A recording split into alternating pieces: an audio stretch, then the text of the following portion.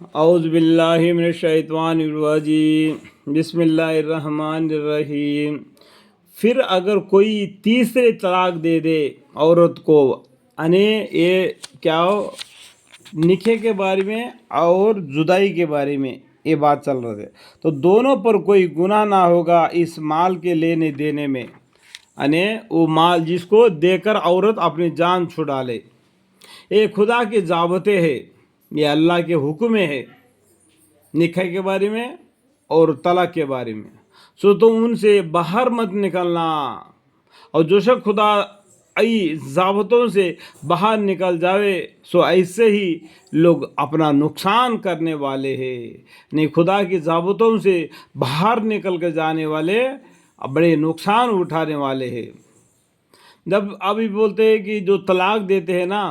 پھر اگر کوئی تیسری طلاق دے دے عورت کو تو پھر وہ اس کے لیے حلال نہ رہے گی اس کے بعد، یہاں تک کہ وہ اس کے سوا ایک اور خاوند کے ساتھ عدت کے بعد نکاح کرے۔ یہ دیکھو، اس کا پورا ترجمہ آپ کو بخاری شریف میں ملے گا۔ قرآن میں تو بتلایا ہے، لیکن پورا معلومات کے لیے ہم کو بخاری شریف کو پڑھنا پڑے گا یا تو بیست جور کو پڑھنا پڑے گا، کیونکہ جو طلاق کے بارے میں آج کل جو طلاق کے بارے میں یہ لوگ بولتے ہیں نا، ایک بار طلاق دے دیا دوبارہ اس عورت کو کیسا کر لے گا جس کو طلاق دے دیا، اس میں کوئی نہیں، طلاق دیا پھر کر سکتا ہے، یہاں تک کہ وہ تین بار اس کو اپنے نکاح میں لے سکتا ہے۔ پھر اگر کوئی تیسری طلاق دے دے عورت کو تو پھر وہ اس کے لیے حلال نہ رہے گی۔ تیسرے مرتبہ اگر اس عورت کو طلاق دے دیا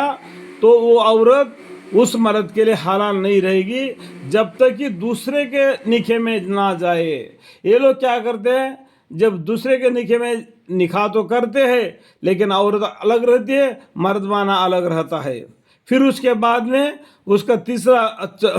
کا نکاح ہو گیا تو یہ دوسرا اس کو اپنے نکاح میں لے لیتا ہے، لیکن یہ غلط بات ہے۔ اس کا پورا حال آپ کو اس کو پورا آپ کو حدیث میں ملے گا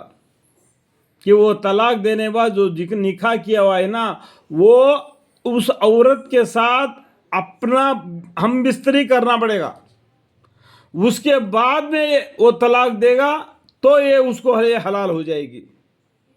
یہاں پر کیا بولتے ہیں اللہ تعالیٰ، تیسری طلاق دے دے عورت کو تو پھر وہ اس کے لیے حلال نہ رہے گی، اس کے بعد یہاں تک کہ وہ اس کے سوا ایک اور خاوند کے ساتھ عدت کے بعد، یعنی عدت جو 4 مہینہ یا تو 3 مہینہ 10 دن نکاح کرے، وہ ہونے کے بعد میں نکاح کر لینا۔ یہ کیا کرتے ہیں، آج کل لوگ ہے نا الٹے سلٹے باتیں کام کرتے ہیں۔ حق بات کو کرنا ہے، حق بات کو جاننا ہے، پہچاننا ہے، نکاح کے بارے میں نکاح کرے، پھر اگر یہ اس کو طلاق دے دے تو ان دونوں پر اس میں کچھ گناہ نہیں کی، بدستور پھر مل جاوے۔ وہ تیسرے طلاق کے بعد میں جو دوسرا خاوند اس کو شادی کر لے گا، جب اس کے ساتھ رہے گا پھر وہ اس کو طلاق دے دیا تو اس کو یہ دوبارہ شادی میں اپنے نکاح میں لے سکتا ہے، بستور پھر مل جاوے، بشرطے دونوں غالبانہ گمان رکھتے ہو، آئندہ خداوندی ضابطوں کو قائم رکھیں گے۔ دیکھو، یہ خداوندی ضابطے ہیں نکاح کے بارے میں، ان کو قائم رکھنا، اگر ہم اس کو قائم رکھیں گے تو وہ دوبارہ اپنے نکاح میں لے سکتے ہیں۔ یہ نکاح کا بھی قانون ہے، تین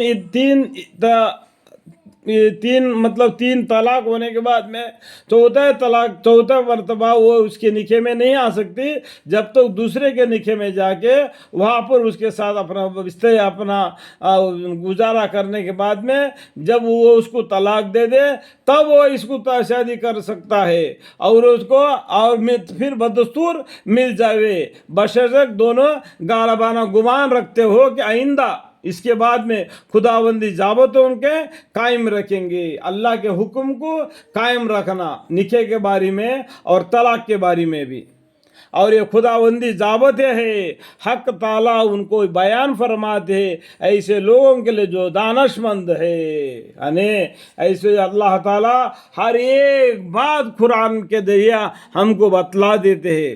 تو اور یہ خداوندی ضابطے ہیں، حق تعالیٰ ان کو بیان فرماتے ہیں ایسے لوگوں کے لیے جو دانش مند ہے.